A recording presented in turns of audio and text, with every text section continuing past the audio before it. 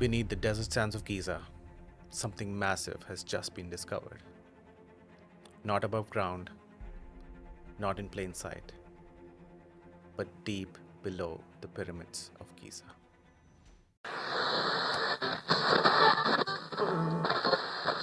In 2025, two scientists, Corrado Malanga from the University of Pisa and Filippo Biondi from the University of Strathclyde, used advanced spaceborne radar technology, synthetic aperture radar, to peer deep beneath the surface of the Giza Plateau. And what they found?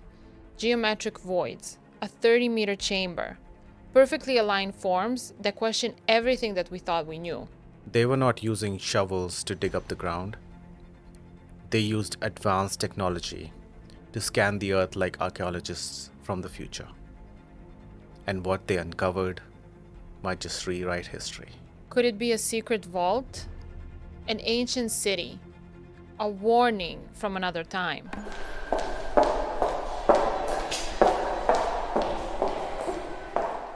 Welcome to Mann. Today, we explore one of the greatest archaeological puzzles of our time, buried beneath the pyramids of Giza. From recent discoveries to forbidden theories, from hidden networks to historical cover-ups, we are diving straight into the unknown. But before we go any further, if you're enjoying these deep dives into the history's greatest mysteries, please make sure to like, share, comment, and subscribe.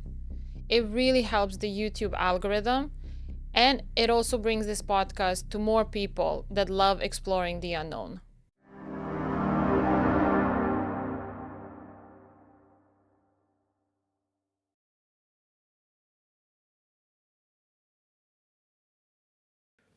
Welcome back, Ksenia. Thank you. My wife was visiting Cairo, of all places. For the first time. And the images that you were showing me in your phone that you clicked in the museum and everything, man, so fascinating. Yeah, and then that was not even the new museum. They have some completely new museum that hasn't fully opened to the Okay. public, but they are allowing visitors in. Unfortunately, I did not have the opportunity to see it this time, so you'll have to take me back. But the one that we did see was the Museum of Civilization, and it's a 2-level museum. So on the upper level, they did it very nicely. You start from one side and you can do like a circular, let's say, pass through, and you get from the those ancient times, caveman, all the way to the more modern age of Egypt, and they have a lot of artifacts that they have recovered. Some they have done, illustrations. They put a lot of nice descriptions. There's even one of the sarcophagus where you would hold the mummy. Monuments that they had, and then you see all that transition of on the religious side, they're going from Christians to then being influenced by the Romans, then the Greeks, then, obviously in the end converting into Islam and all of this. And then the lower level, I think for everyone is the most interesting part, is that where they keep all the actual mummies. And what I was told that before, I don't know if that same museum or some other place, the mummies were not arranged as nicely. They were, from what I heard from our tour guide, they were just stacked like right next to each other. In the actual burial place, they were stacked. No, Huh. it was a museum, but I don't know if there was the same building or Okay. somewhere else. But they were just like stacked next to each other, Okay. like in one space, and that's it. But now, when you actually go down, you're instructed to follow the arrows on the ground, and it's sort of like a maze that you're going down through, and every little while you come across one mummy, and then you have a sign next to it, who exactly this was, how long they ruled, what was the most significant contribution, let's say, during their ruling, I don't know, who were they married to, la la. So it was fun when you also get to see the infamous Tutankhamun, and then after that, you have Tutankhamun the second, the third, the 40th, the whatever, but obviously the first one is the most, influential one. And unfortunately, there are no pictures allowed. There's no video recording allowed. You're not even allowed to have a tour guide come down with you. Yes, because, and this was something that I didn't know about Egyptian people, is that they have a very high level of respect towards the dead. So you're even instructed when you go down to be quiet, obviously no phone, no nothing, but you also don't talk too much, don't be too loud, because they're still honoring the dead, essentially. So there was this one mummy. It wasn't Tutankhamun. To be honest, I really don't know who it was, but I kid you not, I leaned, because they're all in the glass boxes. Yeah. I leaned close to his face. It was a male. I thought he looked like he was sleeping. Wow. I thought he was gonna wake up. It was that well preserved. He was that well preserved. And can you imagine, this was when 4,500 years old? God only knows how long. I mean, Wow. Then there was another one. This was a female. She was a princess or a queen, whatever. Her entire hair is preserved. And these are like locks of hair, and it's even the color of the hair is still there. She was a redhead. It's fascinating. Fascinating. But this one that looked like it was sleeping, it was the strangest feeling. You're fascinated, but then you're also like feeling you're in a horror movie, because I don't know if he's gonna jump out of it and like scream at all of us, like, why the hell are you bothering us? But it was very interesting. No, a few things that you showed me, the images of like that makeup box, that prosthetic toe for a queen. And again, let me repeat this, because no one's going to get bored by me saying this is 4,500 years old stuff.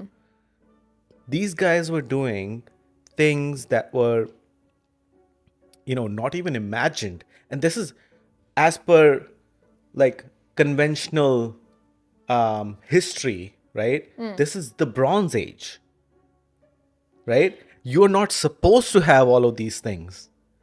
This is when you're using bronze tools, not just to fight, but to, to do any kind of stuff, to build anything. You're chiseling with, because see, ages are divided by what kind of tools or what kind of metal that they use for the tools. So Bronze Age is bronze metal, Iron Age is iron, this, that, the other, right? And they have these sophisticated things during that time. That is what keeps fascinating me. Prosthetic toe, right? Makeup box.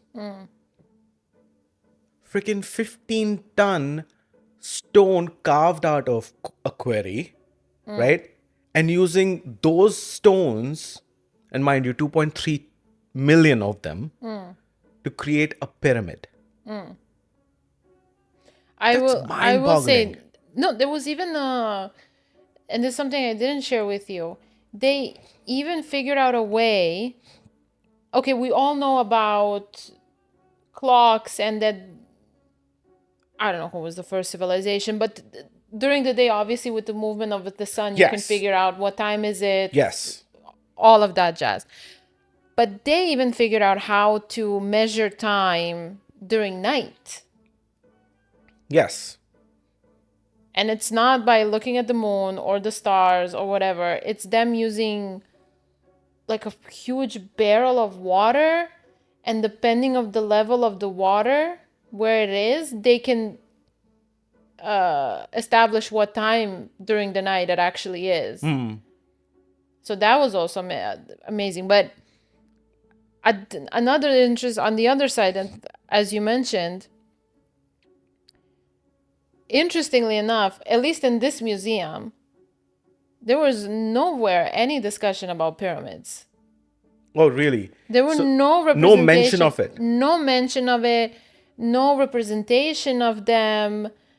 Nothing, nothing, nothing. But you have the sarcophagus. You have, the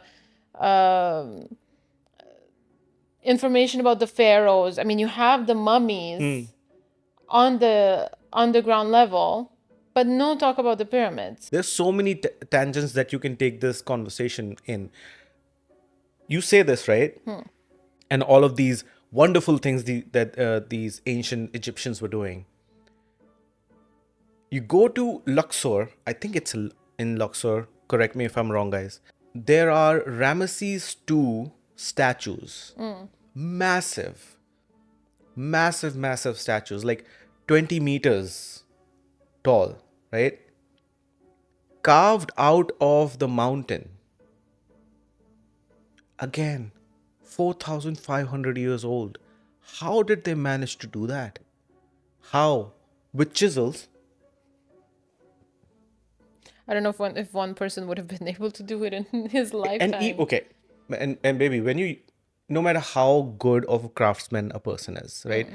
If you're using a chisel, right, you will see marks because you're trying to take off, part of a stone, like one hit at a time, and you don't see that in these structures.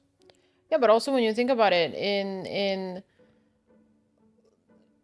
Italy, for example, all the sculptures that they have, that infamous one of a female's face under a veil, that's smooth as anything, and that was chiseled out of marble. Okay, so we're talking about, I think that was Michelangelo who did it.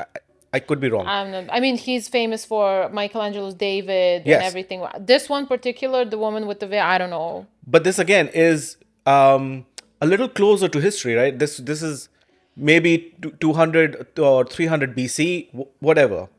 But it's still at the time with no I technology. Understand. I totally get you. But we're talking 4,500 years.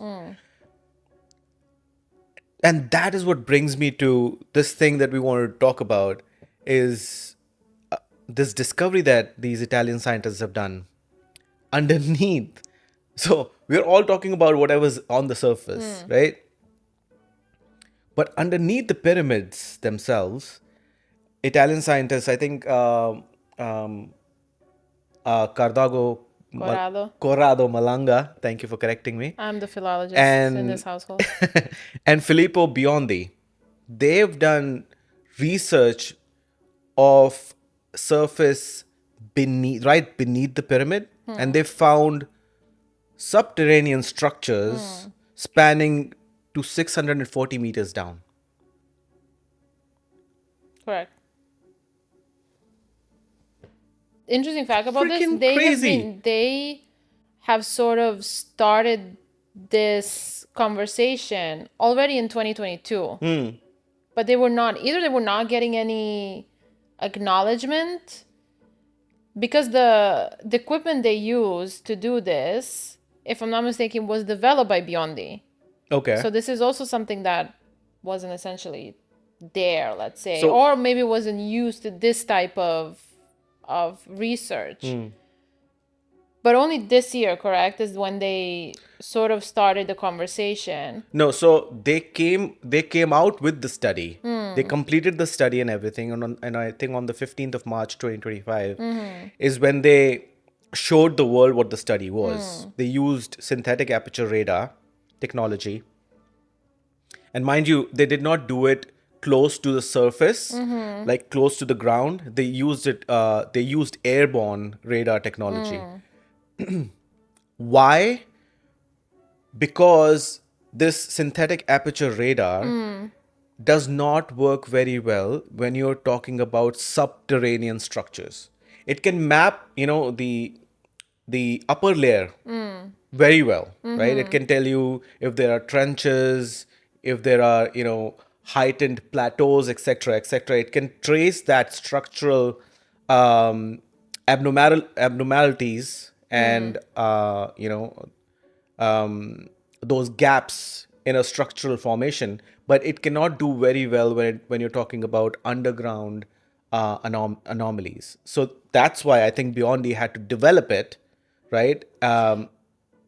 Use But can a, I be okay? yeah, what I'm Serbian, so we always like a little bit of a drama? and conspiracy theory.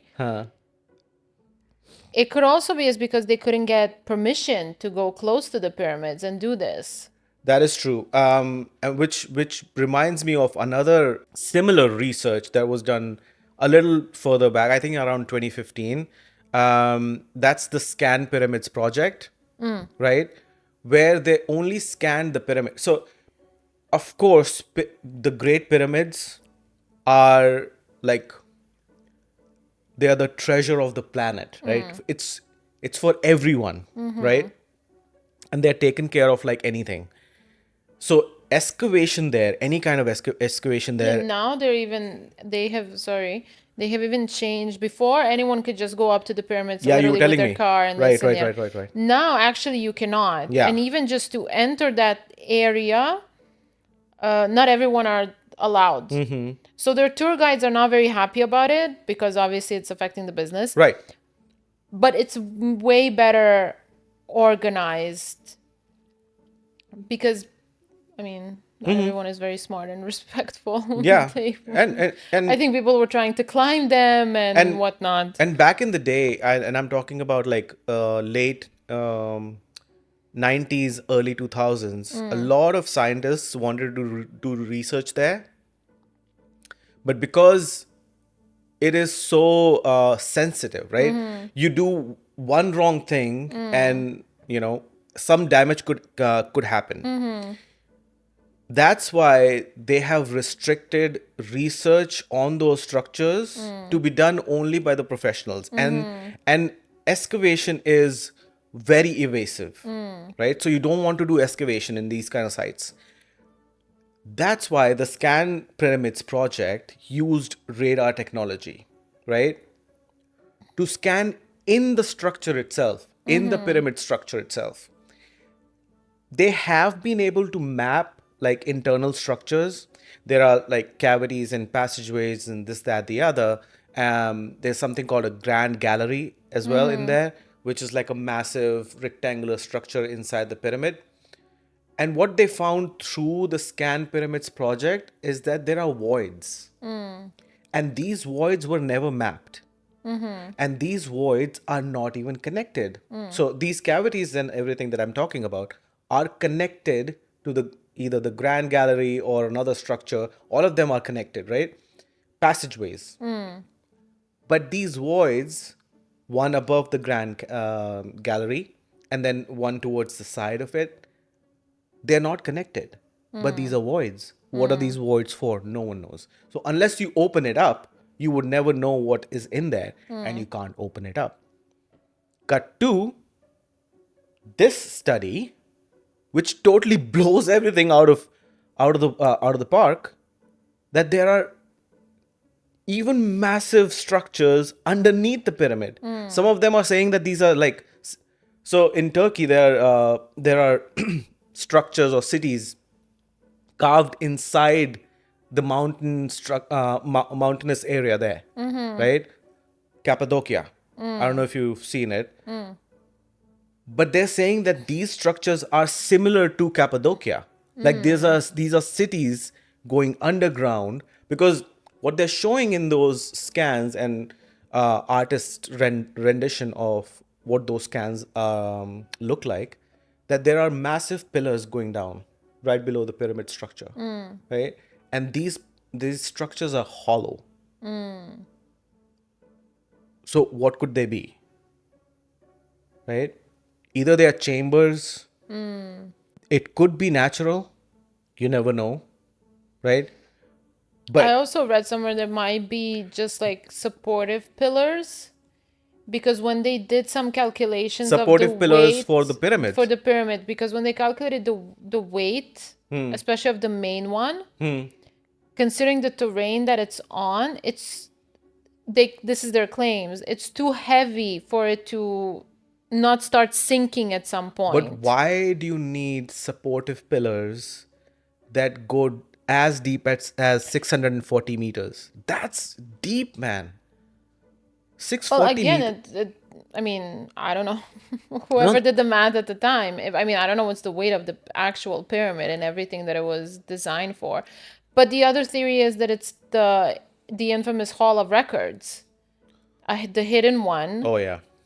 So that maybe it's like a passage towards it, or maybe one of them is, I mean, And I don't know. Hall of Records brings in the infamous Atlantis story, right?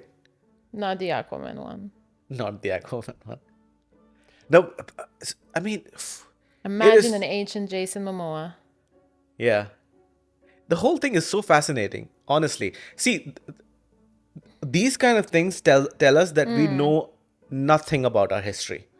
We know very less about our history. I'll add something from the Indian subcontinent, right? So they recently, I think a few years back, 3 to 4 years back, they found um, civilization in the northern part of India, which, when carbon dated, dates back to almost 7,000 BC. That's even older than the pyramids, right? Then another structure or civilization, right? A number of structures were found in the under the Gulf of Cambay. So it's underwater. That they are saying is even further back, like around 12,000 BC. It is absolutely crazy. Craziness everywhere. We used, I mean, at least for us, I don't know how history was taught to you guys in Serbia, but for us, it was taught like, civilization started, say, 4,000 BC, etc., etc. Before that, hunter gatherers and this, that, the other. But all of these discoveries are just knocking everything, all of those, studies that we've done out of the park. No, Especially, but especially when you see structures like Gobekli Tepe. I don't know if you know about this one. Again, it's in Turkey. Gobekli Tepe was found like totally out of the blue. No one was really looking for it. They just found massive megalithic structures, coming out of the ground, and they started digging. Carbon dated that 12,000 BC. So, people saying that we were at 10,000 BC, we were hunter gatherers and, we were just, dwelling in caves and stuff like that, doesn't seem to be the case. If people were, or, early humans, whatever you want to call it, were actually making megalithic structures 12,000 years ago. yeah, but you also know the theory of how many thousands of years before in history there were giants walking the planet, so that this could be actually the leftovers from them, from their civilization. But for the pyramids, they always, first of all, anything that, because when you look at them on the outside, if we exclude all, obviously, their size and how long it would have taken to make one and all this, it's a very simple and clean shape that just appears outside of Out of nowhere. nowhere. Yeah. Why exactly that shape, or anything? That's a Up to very the good point question. that even Nikola Tesla used them as source of inspiration for Yeah. his work with electricity, Right. because he believed they are like a vessels or something to draw energy from Earth. So Another, maybe those cylinders, because they're wrapped with something, right? They have it something looks like around it. that. So It's someone, like wiring, yeah, pretty much. someone was saying that either they are coils or they are actually staircases. Or that, but Yeah. if it's like maybe it's something drawing some kind of energy from the Earth. I mean, we all know that Earth, when you go deeper and deeper and the layers and everything and the core of the Earth and la la la. I mean, and I'm sorry, Nikola Tesla was a genius. I mean, Yeah. maybe he was on to something. Another fascinating thing about the pyramids, a lot of people don't know this. People think that pyramids are four-faced. They're They actually have three. no. People, so it is a triangle shape when you look at Yes, from one one face, side, yeah. right? But people think that there are four faces. It's actually eight faces. Oh, really? Each face of the pyramid is dented. Oh. Yeah. And when you look at it from a satellite view, from right at the top, you can see those dents. So it's like one face, two face, three, four, five, six, seven, eight. So it goes like that. It is an eight-faced structure. It's not four-faced. Another thing that people don't realize about the pyramids is that when it was completed and constructed, like finished, it was a plain. Oh yeah, you mentioned this to me. It was a plain structure. It was not stepped. Smooth. It was smooth. And I think it's limestone, but I correct me if I'm wrong. I think it was limestone that was used to, make it plain, very smooth. So it was like a smooth, like massive structure with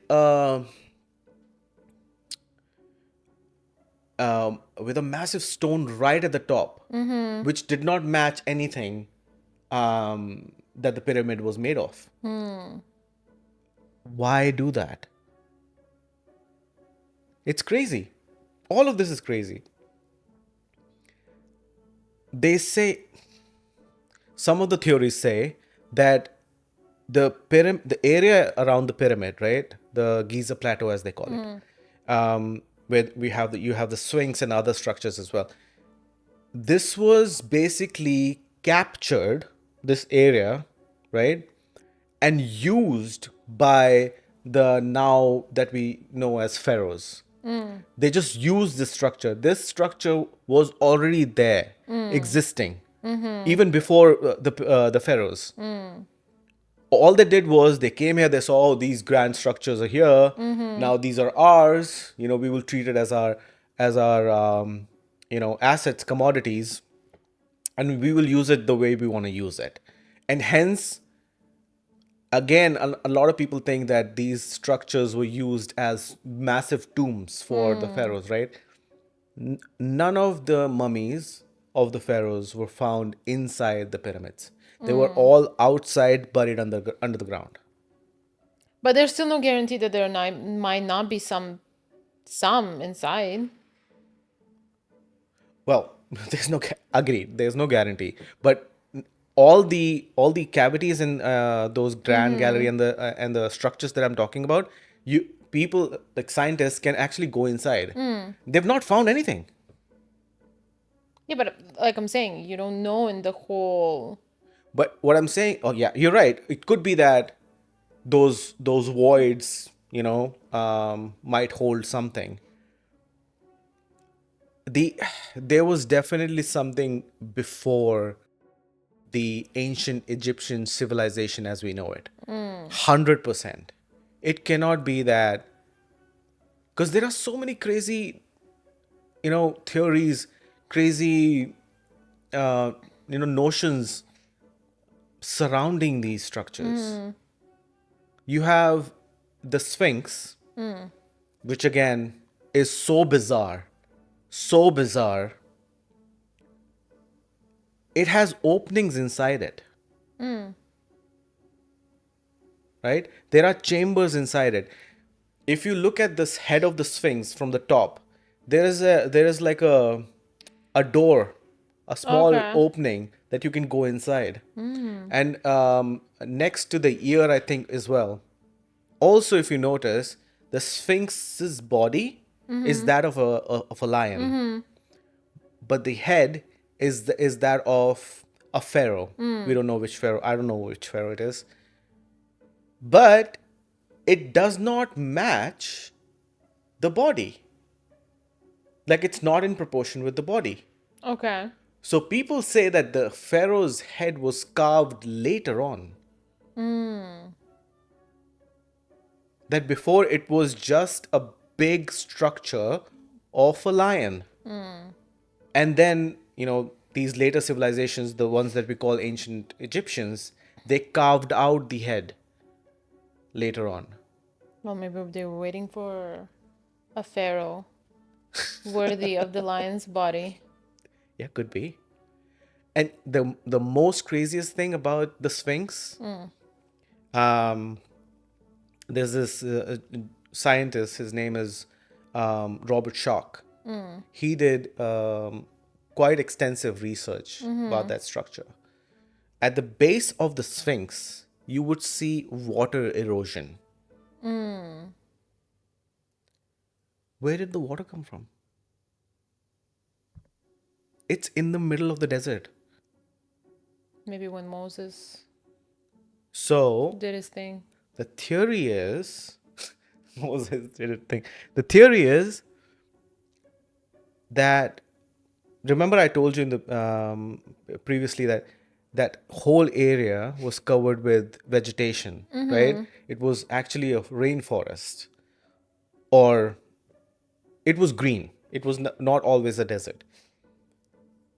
The last time that it rained in that area was 9000 BC. And that erosion resembles that of when rain would happen and it would steep down. So the structure was already there. I almost feel like we're discussing an episode of Lost and them finding all the things, polar bears on a No, tropical island. the reason why these topics fascinate me is because we know very less about our own world.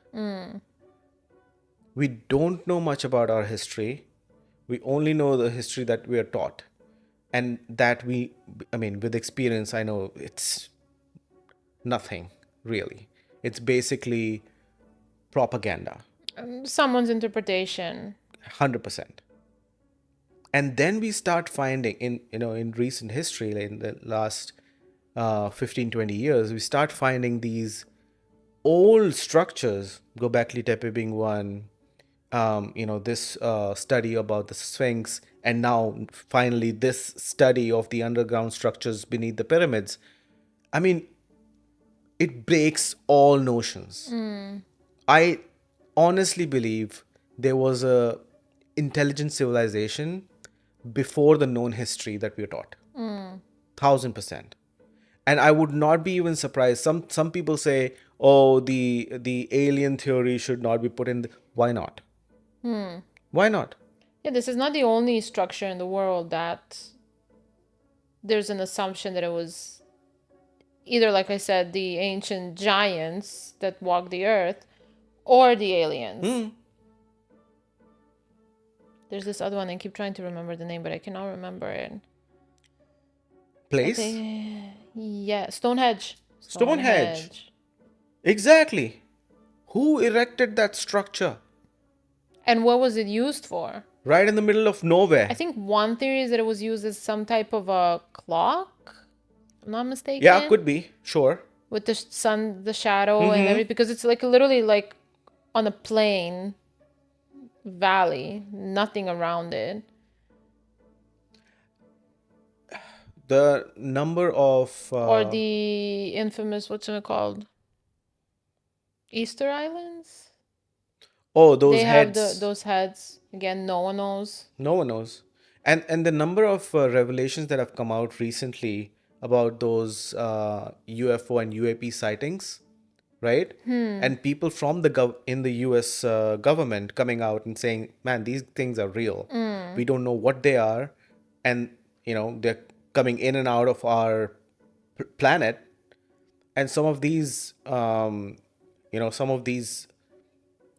unidentified flying objects, now they call them unidentified aerial phenomena, UAP, right? These UAPs, for them, medium doesn't matter, which means that they can go from vacuum of space to in the atmosphere, right? And then into water without Nothing hesitation. happened. So if this is happening now, if we are seeing this now, why could it not be happening 12,000 years ago? If there is a civilization, be it alien or otherwise, which has some kind of technology where you can go from one medium to the other like that, and gravity does not matter to them, don't you think they would be here even before all of this? 100%. Whether they assisted the previous civilizations in any way, yes or no, we don't know. But we should not be throwing this theory out of the window, I feel. No, that's a valid point. And that's what I want to do. Like, in our future episodes, I really would want to speak more about Atlantis, right? there there's a beautiful talk on Joe Rogan Experience podcast from this gentleman. I'm forgetting his name, but he's done a deep research into where Atlantis could have been. There's a massive structure that you can only see from the satellites, uh, um, in the Sahara Desert. It's called the Eye of Africa, something, right? It's a massive round structure, massive, spanning miles, right? And it matches exactly the depiction of Atlantis that Plato gave thousands of years ago. How crazy is that? Well, the Greeks were always very smart. Yeah. And yeah, that's what I'm saying. So in following episodes, I would love to speak about all of this. But going back to this, it would be very interesting. Although I did take the opportunity and ask the tour guide that we had in Cairo, what is sort of the feeling amongst the people about these discoveries. And I mean, at the stage, they are not acknowledging it at all. For them, it's pure propaganda and Oh, really? Wow. yes, an attempt of a scandalizing, the pyramids and everything. Because I mean, at the end, for them, it's their national treasure, And right? also, they have a reputation to keep. Yeah, and they're protective of it, right? You don't want essentially outsiders coming in and intruding or whatnot. But it would be interesting to see if these two gentlemen keep getting traction on their research, if the Egyptian government would allow, or they will take upon themselves to, okay, let's see if there's anything really there that these guys claim to have discovered. Because what they're pretty much saying at this point, they're Egyptian experts, what they're saying is that the equipment they use is not valid to show these types of findings, not in just this area or like in general at all. It's not a qualified equipment for this type of research. And also, this study is not peer reviewed. Yeah. So it needs to go through the grind before, people really start taking it seriously. But man, the initial work looks amazing. Amazing. And see if It just opens up so many possibilities. and see if anything. I mean, I'm sure the pyramids already have a record number of visits every day. I'm sure this will even Increase pump it. it even Yeah, more. for sure. Man, I would, like you said, we need to go there. Yeah, I didn't have the chance to see the pyramids, unfortunately. I would love to go and touch it. I'm not sure you're allowed at this point, but Tourists are not allowed to go and touch the pyramids. that I'm not sure if you're allowed to touch That's what I'm them. saying. We just said they're very sensitive and you want to go touch them. No, tourists are allowed to touch the stone. Okay. I'm not going to start carving it. Let me take a piece of it. Let's not talk about the incident in Rome, please. That was embarrassment enough for my nation. What happened in Rome? I told you about this. No. Some guy, Serbian, fortunately. I think he was with his girlfriend. Okay. And they were visiting the Colosseum. Okay. I could be wrong. Did he carve his name? He carved something. Okay. Not really sure what. I'm trying not to remember if he's actually Serbian or neighboring country. I'll stay quiet for now. But either way, yeah, he decided to carve something. No way. Into the Colosseum. No way. On the outside of it. Trust me, I will not do something like that. I just want to touch it. I just want to feel it. That's it. Nothing else. Imagine like in cartoons, you touch it and you see a small crack. No, you know why I want to do it? Because... You want to see if it's smooth. No. Because in my mind, in my brain, if I do that, then I'm connecting to something very, very ancient. Maybe you'll feel the electricity. No, I'm connecting to something very old. You know, and that feeling of being able to touch something that has been there for, man, 5,000 is whatever, 7,000 whatever years. Then you owe the same courtesy. Then I need to take you back to Athens and to the Acropolis. You did not touch the columns. I did. You really think that I will go to a place that old and I will not touch? That place was gorgeous, man. So, okay, all the busts and all the statues that we saw underneath in that small museum, right? Of course, you were not able to touch any of those, No, right? of course.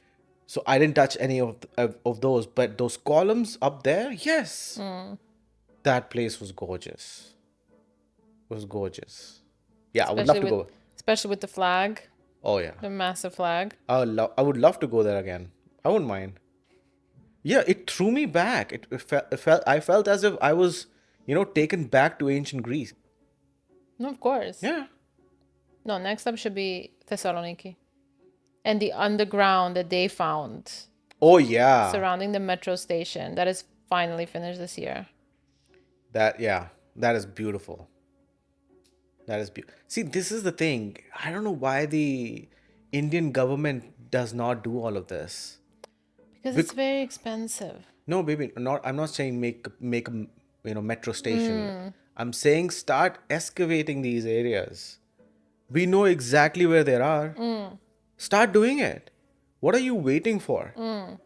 And I'm telling you, if not more than say Egypt, etc., you will find equal number of places in India that are worth visiting, that are so old. I just told you that they found something that is 7,000 BC. 7,000 BC is, man, there's nothing that old except Gobekli Tepe.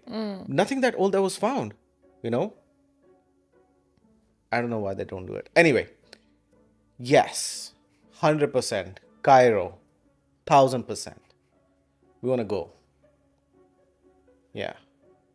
I want to sit in that cafe and look at the pyramids while we sip on coffee. Oh, yeah. When I was told, I felt even worse for not visiting.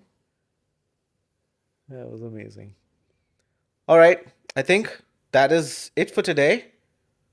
Thank you so much, Cookie. You're welcome. You're sleepy. I So know. am I. Thank you. Thank you so much.